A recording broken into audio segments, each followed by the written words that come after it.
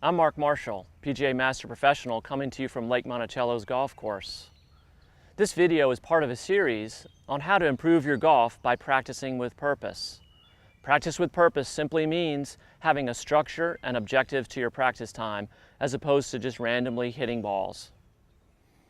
Practice with purpose has three parts to a practice session. Maintenance is the first part, followed by skill building, and then finally consequence. You should spend about 15 minutes in each of those parts, so for about a 45-minute practice session. There are three practice with purpose session types.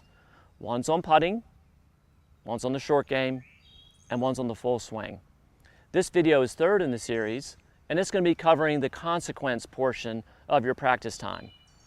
One of the things that golfers really struggle with is taking their game from the practice area to the golf course.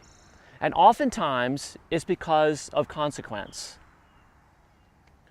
When a golfer gets that scorecard and pencil in their hand, everything seems to change. So what I want you to do during the 15 minutes of your practice time for your full swing, I want you to have a pencil and a scorecard, and we're going to actually simulate playing a game of golf on the driving range. Now, this is going to take some creativity and imagination on your part, but let's get started. The first hole at Lake Monticello from our white men's tee is 373 yards. I typically hit a driver on that hole. So I'm going to start with the driver. Now during this consequence time, we're going to go ahead and remove these alignment rods that we were using during the maintenance and skill build time. We're going to take these away because we're not going to be able to use those on the golf course.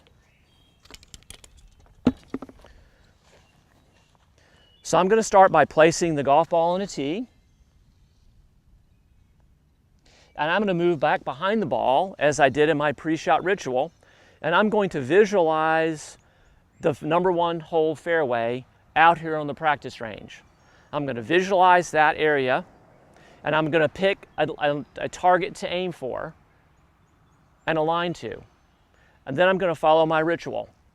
I'm going to sight down that target line, and I'm going to place my hands on the club with purpose. I'm going to go ahead and step to the ball,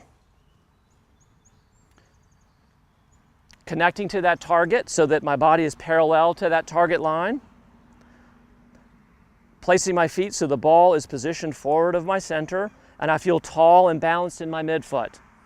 And then I'm going to make my swing, striking the ball. I'm going to watch the ball fly, and I'm going to use my best judgment as to where the ball may be in the fairway.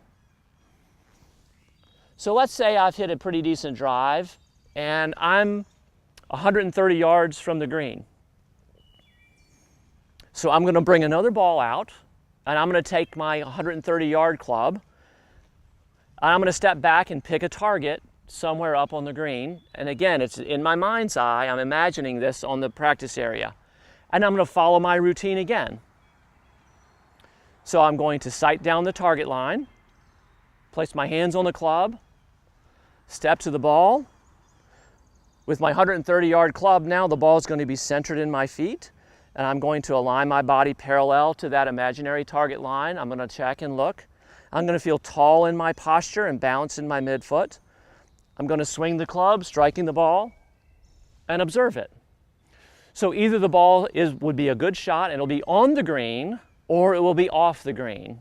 If it's off the green, I will play a short game shot. Now in this simulation, we're not going to putt. So once you've played onto the green, you will make a judgment as to whether you one putted or two putted or what the result would be. You're going to take your pencil out and you're going to mark yourself down for your score on the first hole. You're going to attempt to play 9 holes during this 15 minutes of your consequence time, and you're going to tally your score up.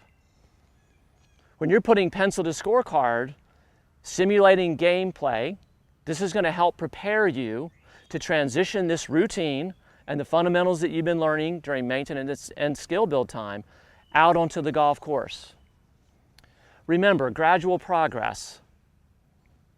Give yourself some time to apply these practice with purpose sessions and be purposeful in them, be intentional in them, and over a period of time, you'll see your scores drop on the golf course. This has been Mark Marshall coming to you from Lake Monticello's golf course.